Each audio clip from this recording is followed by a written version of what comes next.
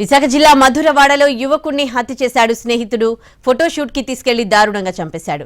ఫిబ్రవరి 26న సాయి విజయ్ ను ఇంటి నుంచి తీసుకెళ్లాడు షణ్ముఖ్. అయితే స్నేహితుడిపై సాయికి అనుమానం వచ్చింది. తాను వెళ్తున్న కారు ఫోటో తీసి కుటుంబ సభ్యులకు పంపించాడు. ఆ తర్వాత ఫోన్ స్విచ్ ఆఫ్ కావడంతో పోలీసులకు ఫిర్యాదు చేశారు కుటుంబ సభ్యులు. రావులపాలెంలో సాయిని హత్య చేసినట్లు గుర్తించారు పోలీసులు. ఇదే అంశానికి సంబంధించి పూర్తి డీటెయిల్స్ మా ప్రతినిధి చిరంజీవి అందిస్తారు. పిఎం పాలెం పోలీస్ స్టేషన్ పరిధిలో దారుణం చోటు చేసుకుంది. ప్రస్తుతం ఒక యువకుడు అనుమానాస్పద మృతి కేసు ప్రస్తుతం విషాదంగా మారింది. మొదట మిస్సింగ్ కేసుగా అది కేసు నమోదైనప్పటికీ తర్వాత హత్య కేసుగా అది ప్రస్తుతం మలవడంతో ప్రస్తుతం ఈ కేసు సంబంధించి పోలీసులు కూడా దర్యాప్తు చేస్తున్నారు. ప్రస్తుతం మనం ఏదైతే ఫోటోగ్రాఫర్గా చెప్తున్నటువంటి ఎవరైతే సాయి ఉన్నారో సాయి ప్రస్తుతం ఆ మిస్సింగ్ కేసు నమోదైన తర్వాత మృతి చెందడం జరిగింది. ఇది అంతా కూడా గత నెల 26వ తేదీన ఇంటి నుండి బయటకు వెళ్లేటువంటి సాయి తర్వాత కొన్ని సిచ్యువేషన్ వల్ల అక్కడ హత్యకు గురవడం కూడా కలకలం రేపింది. అయితే ఈ కేసుకు సంబంధించి ప్రస్తుతం పోలీసులు అనుమానితులను కూడా అదుపులోకి తీసుకున్నట్లు తెలిసింది. వాళ్ళ స్నేహితులు మనం చూస్తున్నాం. అతనికి సంబంధించినటువంటి ఫ్లెక్స్లు అన్నింటిని కూడా రెడీ చేస్తున్నారు. ఇవన్నీ కూడా విషాద ఛాయలు నెలకొన్నటువంటి పరిస్థితి కనిపిస్తుంది. అయితే ఈ కేసుకు సంబంధించి పోలీసులు ఏం చెప్తున్నారు, దాంతోపాటు అక్కడ ఉన్నటువంటి స్నేహితులను కూడా అడిగే ప్రయత్నం చేద్దాం. అసలు ఎక్కడి నుంచి అది జరిగింది, ఎలా జరిగింది అనేది కూడా ఒకసారి తెలుసుకునే ప్రయత్నం చేద్దాం. మనం చూస్తున్నాం ప్రస్తుతం ఎవరైతే ఫోటోగ్రాఫర్ సాయి ఫ్లెక్సీలు కూడా ప్రస్తుతం రెడీ చేస్తున్నారు. అన్న చెప్పండి, అసలు ఏం జరిగింది ఈ కేసుకి సంబంధించి మీకు ఎటువంటి ఇన్ఫర్మేషన్ ఉంది? వాళ్ళ ఫ్రెండ్స్ కదా సాయి అంటే మనోడు సన్ను అనే వ్యక్తి అనే ఒక అతను ఇన్స్టాగ్రామ్ లో పరిచయం అయ్యి మనోడికి ఇలాగ ఈవెంట్ మేనేజ్మెంట్ ఉంది ఇదని చెప్పేసి అది ఒక మెసేజ్ ఇవన్నీ చాట్ చేసి దాని ద్వారా మనోడికి ఫ్రెండ్షిప్ అయ్యి అంటే దాని ద్వారా మనోడు ఏదో రూపాయి వస్తుందని చెప్పేసి ఈవెంట్ అనుకుని వెళ్ళాడు.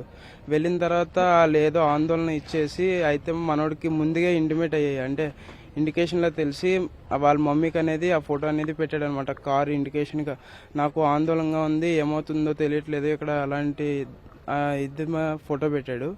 అయితే మనోడు ఇంటి నుండి వెళ్ళేది మధ్యాహ్నం 12ంటికి వెళ్ళిపోయాడు అనమాట. వీళ్ళది కార్ షెడ్ దగ్గర షాప్ ఉంది. ఆ షాప్ దగ్గర ఇంటి నుండి బండి మీద అక్కడికి వెళ్ళి బండి అక్కడ పెట్టేసి బస్కో సంథింగ్ దేనికో వెళ్ళిపోయి రాజమండ్రి ఈవినింగ్ 4 ఆ టైంకి రీచ్ అయిపోయాడు.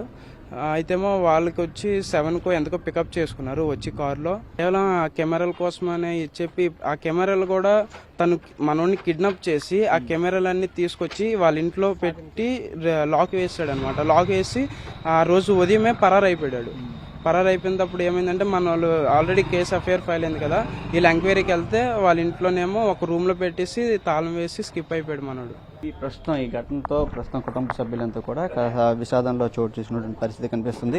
అయితే అతని దగ్గర ఉన్నటువంటి కెమెరా ఎక్విప్మెంట్ కోసమే ఈ షణ్ముఖ్ అనే అతను హత్య చేశాడని కూడా పోలీసులు కూడా మరోవైపు భావిస్తున్నారు. దీని ద్వారా ప్రస్తుతం అక్కడ ఏదైతే రావులపాలెం దగ్గర దొరికినటువంటి ఆధారంగా పోలీసులు కూడా కేసు నమోదు చేసుకుని దర్యాప్తు చేస్తున్నటువంటి పరిస్థితి మనకు కనిపిస్తుంది.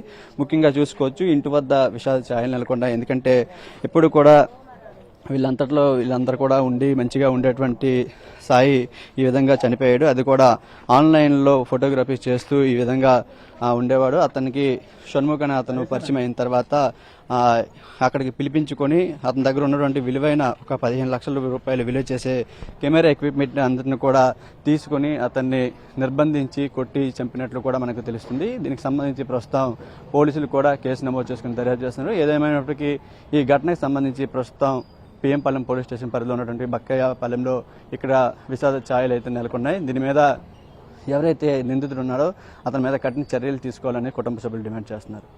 కెమెరా రవితో చిరంజీవి ఎన్టీవీ మధురవాడ నుంచి.